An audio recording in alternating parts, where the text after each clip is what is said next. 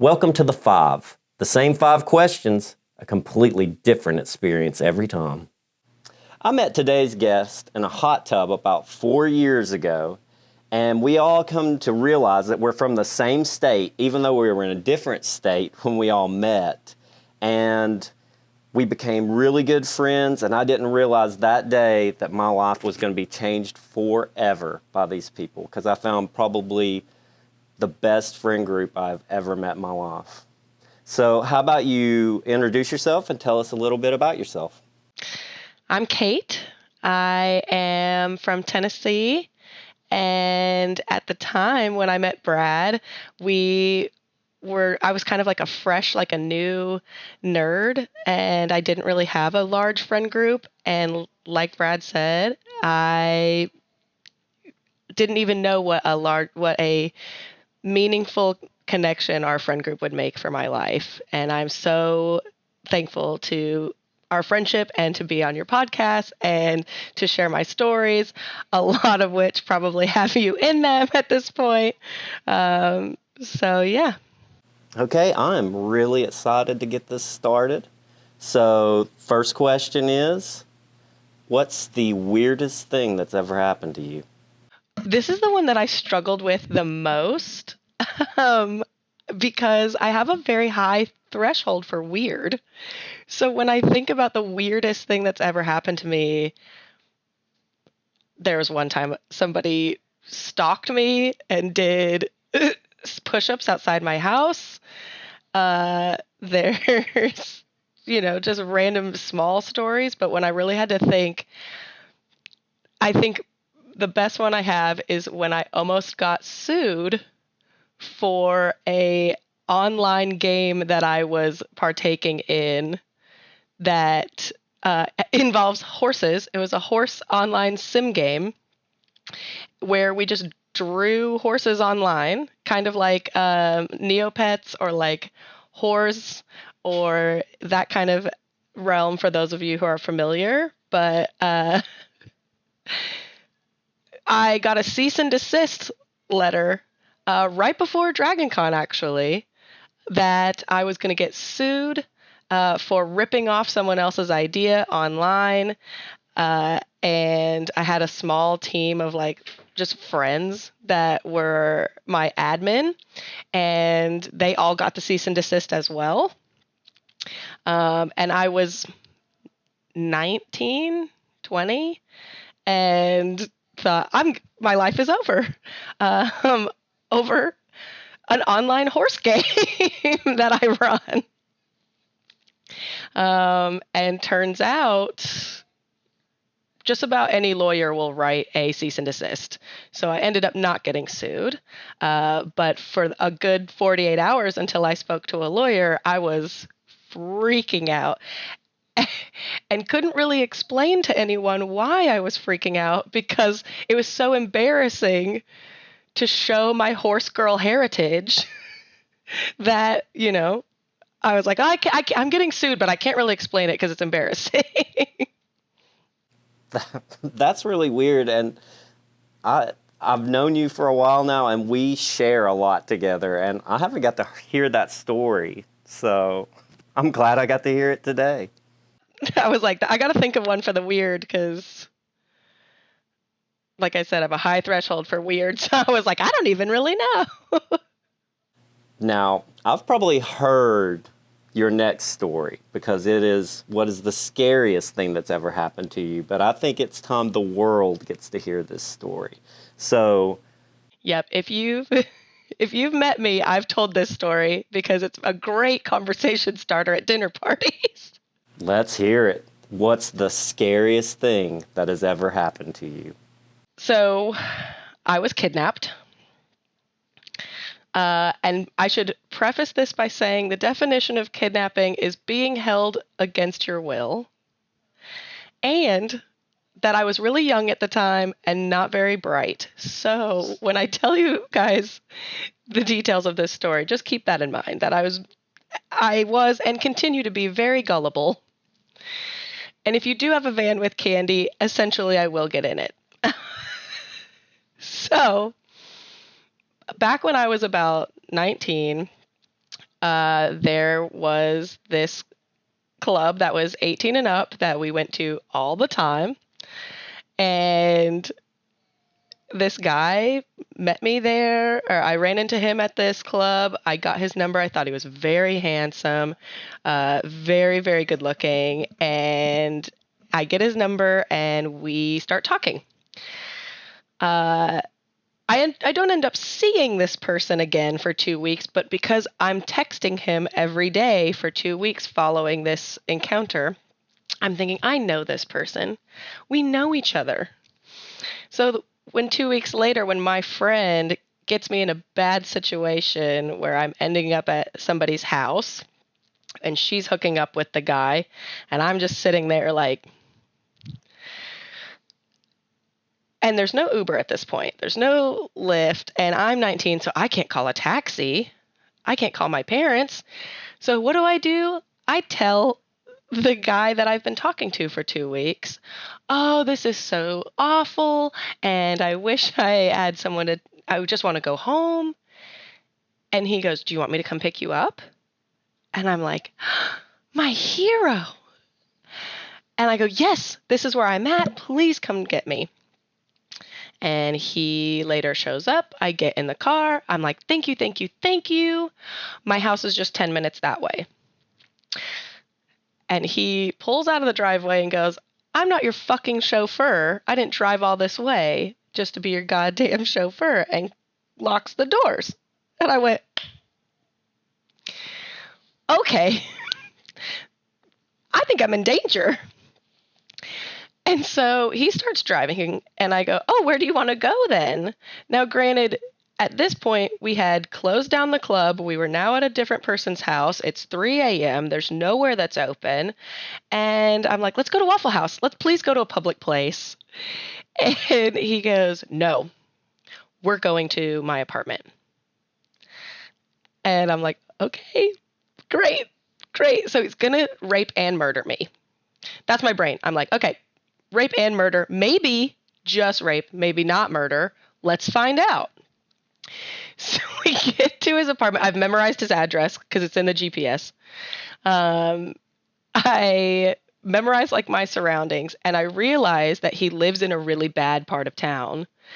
So now my head's going, what do I do? Do I run now that I'm out of the car and I run into potentially something worse? Or do I try and stick it out and see if this guy's actually going to kill me or not? And so we go into his apartment, or we're walking up the steps. It has this long, like, fire escape style wrought iron staircase. And I'm dragging my feet, and he has his hand on my back, and he goes, has anyone ever told you that you have a really strong back for a woman? And I'm like, he's going to eat me. He's going to eat me, and he's going to rape me. Great. So I go, oh, my God. And he goes, why are you walking so slow? And I go, because I think you're going to kill me. And he goes, oh, my mama taught me better than that, which is exactly what a serial killer would say. If they bring up their mom, it's a serial killer situation. So I get into his house, and I'm like immediately looking for anything that I can like use as a weapon, or like a charger for my phone. Also, my phone's on like 2%. I chronically do not charge my phone. And you would think that I would after this situation. I don't. So he goes, I need to go clean up. I didn't think I was going to have people over. Give me 1 second. And he goes off into his room, and I notice he has his ID on the counter, and I grab it and I take a picture of it with the last 2% of my phone, and I text my friend that I was just with, and I say, hey, this is the guy that just took me. If you don't hear from me in an hour, call the police. And I send it to her, and my phone dies. And he doesn't have a charger, and it's 4 a.m. now, and I'm like, great, this is awesome. And he goes, I was watching Castaway. Do you want to watch Castaway with me? And I'm like, sure, whatever, okay. So we go sit on his bed, and he, like I said, conventionally attractive, handsome man. He takes his shirt off, and he has like, I'm going to say 50 pounds of excess skin. And I will never forget being like, this dude's going to murder me, but good for you. Good on you, my guy, for beating your weight loss goals and doing the damn thing and going to the gym. Congratulations. Even if you're going to murder me, that's so hard. But also, it definitely put the lotion on its skin vibes before he kills me. So now I'm just like frozen in fear because this can't get weirder. He's going to eat me. He's going to keep me in a hole somewhere. And as I'm like thinking of all the ways that this guy is going to kill me, he like leans in to kiss me. And I don't move because I'm frozen in fear. And he like pulls back and he goes, "Are you a virgin?" And I'm like, deal or no deal, what's the right answer here? Because there's a right answer for sure. And I'm like, phone a friend. And I just go, yes, I am. I was not. And he like physically recoils. He's like, ugh. No, no, no. That needs to be someone special. That can't be me. Your first time needs to be something special. And that can't be me. And I am like, I'm going to church every day, God. I am going to go to church twice a day. Thank you. Thank you. I'm born again right this moment. Thank you. Thank you. Thank you. And in my mind, I'm like, so maybe he'll just kill me, but he's not going to rape me. Awesome. And I'm like, oh yeah. Thank you. I appreciate that. So I think I need to go home. And he's like, oh no. I'm like, it's like 5 a.m. now. It's like 4:30. I need to go home. And he's like, no, I need my beauty sleep. I'll take you home in the morning. And I'm like, what? I lived with my parents at this time. They're going to know I'm gone. Hopefully my friend called the police. So I don't know what to do at this point. And he literally just sets his alarm for 9 a.m. and goes, I will take you to your house in the morning. Lays down in bed and goes to sleep as I'm still sitting on the bed. And I just sat there and watched the alarm clock go 5:01, 5:02. Because I don't have a phone. I have nothing to entertain me, and I'm definitely not falling asleep next to this person. And I sat there for 4 hours until his alarm went off. And he woke up, and he got dressed, and he took my address and drove me home, bitched the whole way about how far away I lived because, oh yeah, that's where I was at, where he picked me up 10 minutes when he drove all the way back to his apartment. It was like a 45-minute drive. So get out of his car, plan to never see him ever again, run in my house. Neither of my parents even knew I was gone because when they woke up, my dad knew something was off and he said, Katie's not home. And my mom goes, yes, she is. Her car's right there because my friend drove. And he goes, huh, okay. And they went to work. I charged my phone. Not even a text or a call from my friend. And I call her and I'm like, what the hell? And I'll leave her nameless. And she goes, oh, I thought you were joking. So that's how I almost got murdered and eaten. Every time I hear that story, I can picture it in my head so vividly. And I can just see you laying in that bed watching that alarm clock and the minutes counting down. And I can just put myself in your place, and it is terrifying. Visceral. Yeah. That's a good one. I'm glad we got that out there to the world. Yep. So if you're listening to this, be better friends to people. If someone sends you their ID, call the police. Yes. Yes. Okay, that leads us to the next question, which is, what has been the most memorable moment of your life so far? So what I've realized about my ADHD is that all of my memories are behind a cabinet, and my object permanence just doesn't let me think about them until someone mentions them or references them. And then I'm like, oh, yeah, I do have that memory. Let me pull it off. Let me go through the spices and I'll pull one down. And